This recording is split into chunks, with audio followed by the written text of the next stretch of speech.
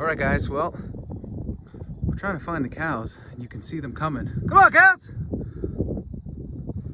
They're gonna come and get a little bite to eat. We moved some cows onto this property that needed a little more energy, so we're giving them a little bit of grain to get them prepped for the winter.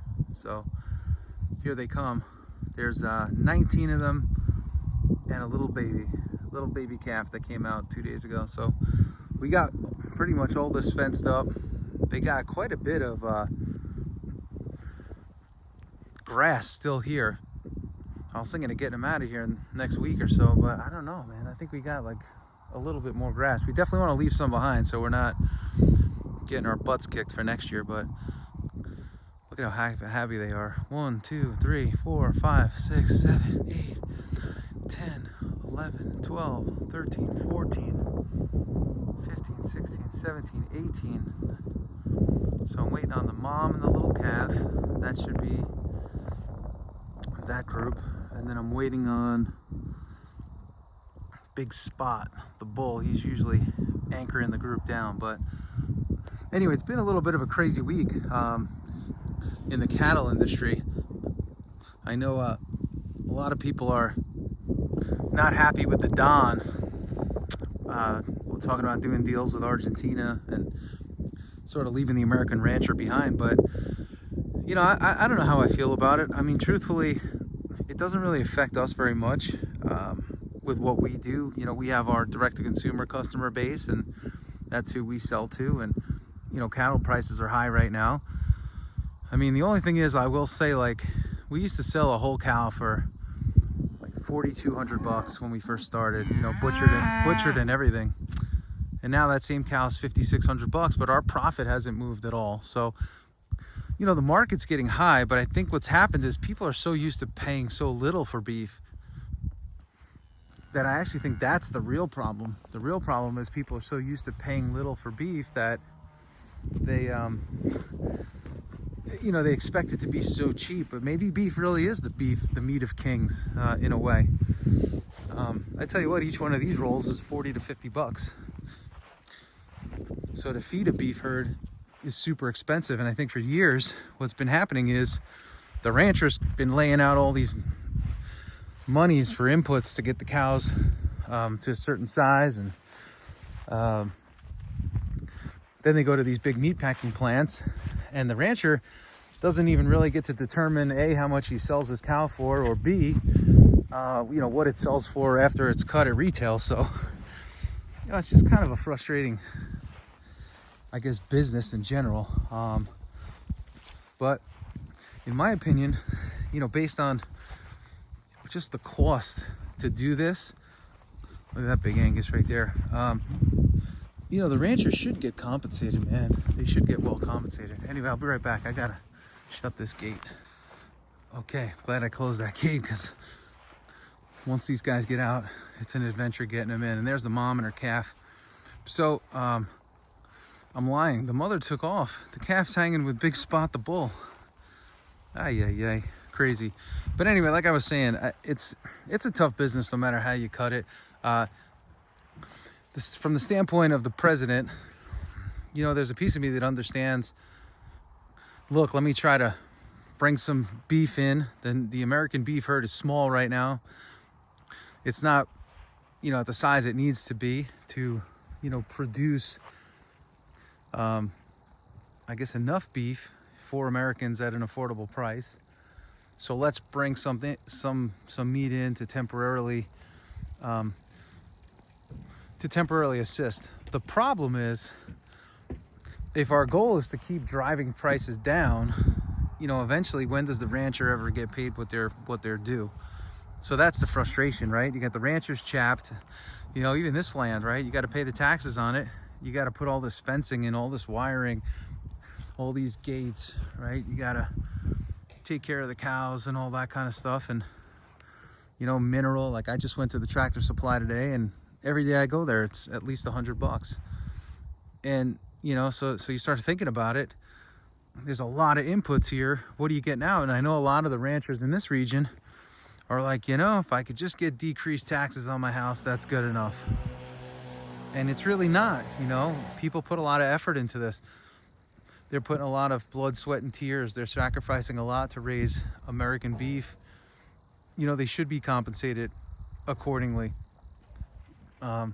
You know, I don't know how you can get ground beef for $3.89 a pound, or, you know, raise pork and sell pork chops for $2 a pound. I mean, it's just, we can't do it. I mean, again, just, we have to pay our transporter $575 a week just to move cattle.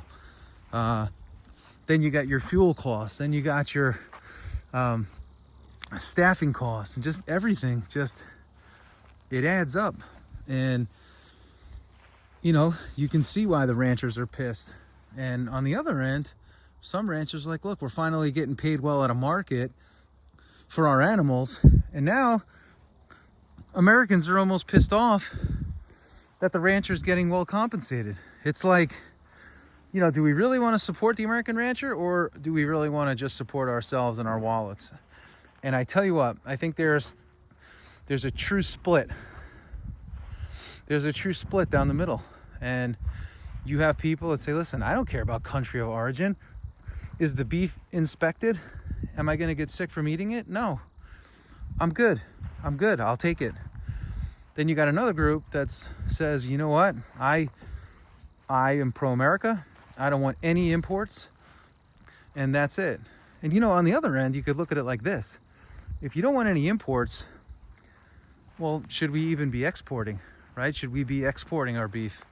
Or should we just keep all American beef in-house?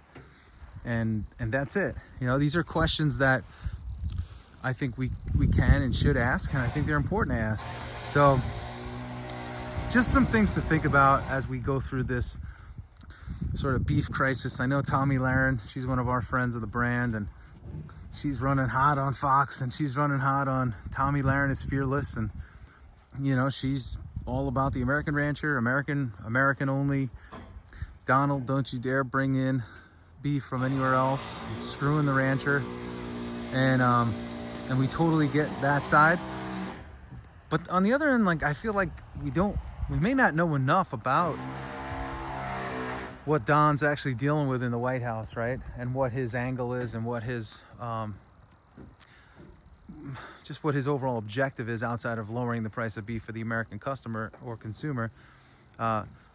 Maybe there's more to it. So it's hard to judge the full picture when you're not the, when you're not the artist. We're just basically judging what we see and how we feel, which is always dangerous, you know, when you go with your feelings. But anyway, it's an interesting time, and we'll see what happens. So I did a little post too, I'll probably share it, but I talked about some things that I think would benefit the American rancher.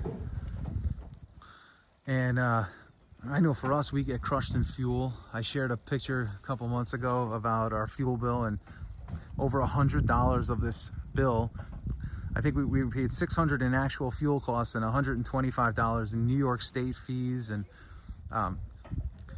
you know, just fees in general on top of the fuel. You know, if farmers could be freed up of those fees, that would be great.